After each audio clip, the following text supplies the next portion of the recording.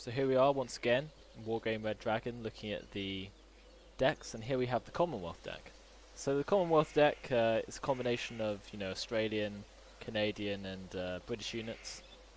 For some reason I thought that there were New Zealand was included, but maybe it wasn't.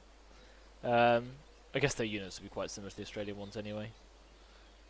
So you have all the basic units. You've got the new sort of infantry command squads, which are pretty handy, though I haven't included one this time. And you've got the sort of tank commands, the APC commands. I've taken the Grizzly CP because I actually really like the Grizzly. I don't know why, but Wargame Airland Battle, I always found that they performed well for me. They're quick, and actually they have good amphibious speed, which may be useful in the new game. And I've taken a bit of supply units. I try and get so if a nation is low on a particular area, and I normally pick one particular nation for all the useful things. Like if I'm going to pick the Canadian commands, then I tend to pick like the less represented countries to give all the supplies. I don't know why that is. I took the British supply rather than the Australian one because it has a bit less, costs less, so I can afford to lose it more often, basically. So let's take a look at the infantry, and the infantry is pretty good actually for the Commonwealth. So you've got a broad range of all the different sort of units, Marines, SAS, SAS equivalents. You've got the flamethrower guys, various sort of almost special forces infantry, ATGM, Milans. You've got the Maori. So you've got sort of like, so the Commonwealth you have the Maori and the Gurkhas as well, who are sort of recruits from outside the sort of average white Commonwealth, military member. You've got things like the Diggers. I don't really know much about the Diggers, but I guess they're just sort of like the Fusiliers. So you've got all the normal units. So you can draw upon pretty much wherever you like. I mean, there's some small variations in each one in terms of the weapon loadouts. So basically you just pick the units you like. You've got a broad range of transport as well, so you've got sort of really quick amphibious vehicles. The Australians have a lot of that sort of vehicle. You've got some hardier ones and some aerial vehicles. I quite like the Saxon just for rushing around on roads because it's cheap and effective. I brought some Stormers as well. So the SAS are obviously going to deliver with the Lynx, which is pretty handy. See, some stuff's still a work in progress. And yeah, so I think the Javelin was the best anti-air available, and the Milan 2 is the best ATGM. So they've got pretty good things actually. Milan 2 is good, Javelin is good. Fusiliers just like the bread and butter, and the Royal Marines for those difficult situations where I'm struggling. And you've got the SAS to go out ahead and find out what's going on. Okay, so now we move on to support. So I mentioned before, artillery is a big thing again, and the British M110A2 is actually pretty good. Very good accuracy, and does a lot of damage. So I quite like it. Works well. Uses up a lot of supply over the course of the game, but it's well worth it. The Canadian ADATS is actually a really interesting... There's not many units like this in Wargame, including now, even now we're in Red Dragon and there's more nations. It's basically both an ATGM and an anti-air weapon, and so that is a sort of mixed blessing. It's actually very good at both roles, but obviously it draws a lot of fire and costs a lot, and you don't get many of them. But I do like it, and I've had lots of kills with them, so they're pretty good. We've got the Falcon, which is like a basic non-radar, AAA defense against aerial units, goes up with the front line firing. I brought the tracked rapier, which is radar missiles. So these are SAL missiles, which means that yeah. So you've got the radar missiles and SAL missiles. The radar ones are going to cool down the ECM, the sort of anti-radar planes, but the ADATS doesn't. So the ADATS is actually just fantastic. But the rapier is important as well, and so I have brought it. You do have the non-radar rapier, but in this case, because I have the ADATS, I'm not bringing it. You see, the Australians have essentially the same units, just different flag stuck onto it. And you've got MRS if you like that, and you've got the mortar units, though I never really use mortar because I'm just not very effective with it. There we go. There's various options. Some new units, Chieftain, Challenger, Marksman. But I think, yeah, they're radar, so don't tend to bring them. Moving on to tanks, so now we've got the infamous Challenger 2. I haven't brought it in this deck just because of availability, but yeah, it's pretty effective. 23 front armor is pretty spectacular, and it even has pretty decent armor on the sides and back and top and so on. So yeah, this is a pretty beastie. I mean, I've seen these guys take huge numbers of hits. I think in one game I was playing as I think Eastern Europe, no, I was playing as China, and I used some ATGM helicopters, and I think it literally took about two full loads, like 16 missiles unloaded at the tank to take it out. So they're very tough. Expensive though. And medium tanks, you've got the chieftains. So generally you're going to stick probably with the British tanks if you're playing with the Commonwealth. So as you can see, I've taken the Challenger and Chieftain. So they're slow, armoured tanks with decent weaponry. They can stand up to a slugfest, but they're not going to charge around the map overrunning your opponents.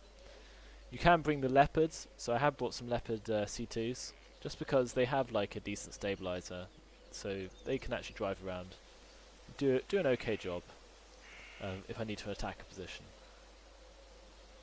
In terms of recon, you've got a few options in terms of recon helicopter.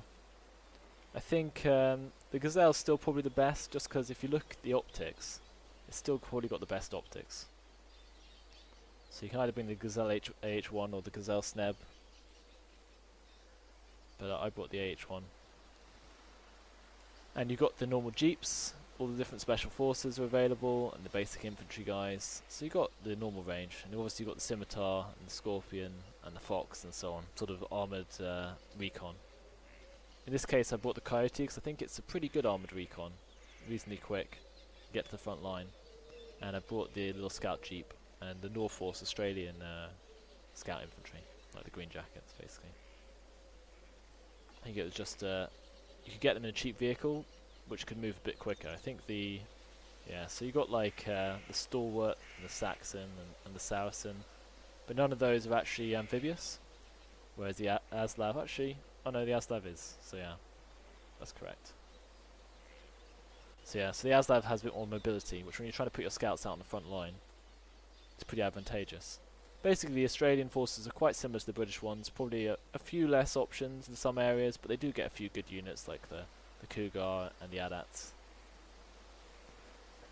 Moving on to the vehicles, of course they've also got the Tau 2s, which are pretty decent, but the British have some decent ones as well, like the Swingfires. You can bring the Taus as well, I think. Oh, they bring the Milans, of course. But you've got the Taus on the Jeeps, if you want. Or you can bring one of the Tours. So I bring a Tour, which is pretty expensive. Tau 2 Jeeps. All of those... Oh no, I've got the Aslavs. So these are the same as that transport vehicle. So they have the maneuverability, I guess. Pretty expensive, though. Dodgy decision, I guess. Too expensive ATGMs in the Tau. Tau Jeep. So helicopters, you've got the Lynx 3, which is pretty good, very expensive, but has Hellfires and Stingers, which is a combination, it's pretty fantastic, allowing you to deal both enemy helicopters and enemy vehicles pretty easily. If you don't want to put out the money for that, you can always bring like a Lynx, or, CH-118, but pretty much you're going to want the Lynx, one of the Lynxes, and maybe a gunship. So in this case I brought the Australian gunship, which has a minigun and heat rockets. Pretty cost effective, good for slowing down the enemy, take out enemy infantry. Cheap scout if you only need to see short range. And the Lynx for when I see like a really expensive T-80 floating around, or want to take out a recon helicopter. Aircraft, so the combined Commonwealth aircraft are pretty good. So we've got each of the different types, except I don't think I actually got any napalm in the end. Oh, no, I did. So the Australians provide some napalm bombers. We've got the Harriers, which are well-rounded. The electric Voodoo, which is... So it's quite a cheap anti-radar unit. It hasn't actually worked very well for me, if I'm honest. Most of the time it seems to get shot down. But maybe I'm just not very good at using it. But you can have...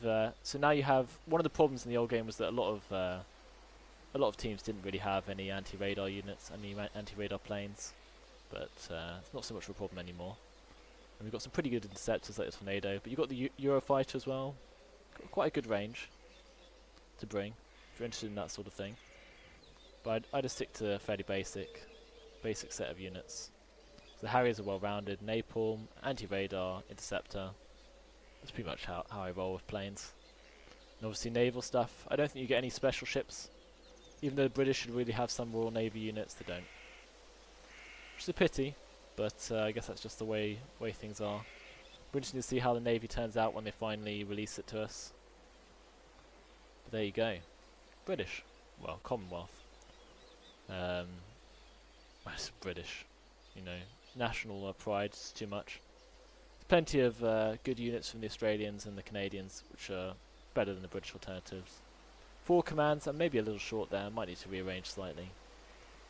Maybe bring some infantry command. Now I'm more used to using it. But yeah, so the Commonwealth force is pretty good. SAS equivalents. You got the flamethrower guys, various sort of almost special forces infantry. ATGM, Milans. You've got the Maori. So you've got sort of like, so the Commonwealth you have the Maori and the Gurkhas as well, who are sort of recruits from outside the sort of average white lead, which may be useful in the new game. And you know, I've taken a bit of you know, supply units. I try and get like, so if a nation is low on a particular area, and I normally pick one particular nation for all the useful things. Like if I'm going to pick the Canadian commands, then I tend to pick like the less represented countries to give all the supplies. I don't know why that. So here we are once again, Wargame Red Dragon, looking at the decks, and here we have the Commonwealth deck. So the Commonwealth deck is a combination of, you know, Australian, Canadian and British units. For some reason I thought that there were New Zealand was included, but maybe it wasn't. I guess their units would be quite similar to the Australian ones anyway. That is. I took the British supply rather than the Australian one because it has a bit less, costs less. So I can afford to lose it more often, basically. So let's take a look at the infantry, and the infantry is pretty good actually for the Commonwealth. So you've got a broad range of all the different sort of units, you know, Marines, SAS. So you have all the basic units. You've got the new sort of infantry command squads, which are pretty handy, though I haven't included one this time. And you've got the sort of tank commands, the APC commands. I've taken the Grizzly CP because I actually really like the Grizzly. I don't know why, but Wargame Airland Battle, I always found that they performed well for me. They're quick, and actually they have good amphibious